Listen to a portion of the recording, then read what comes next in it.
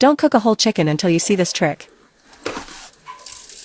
Place the chicken in the container. Dissolve the coffee in the water. Pour over the chicken. Marinate for an hour.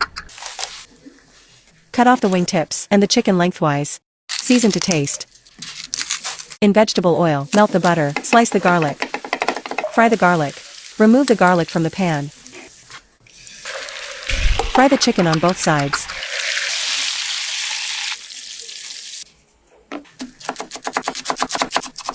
Mix the sauce ingredients. Brush the chicken with the sauce. Cut the red onion into rings. Place the onion on aluminum foil.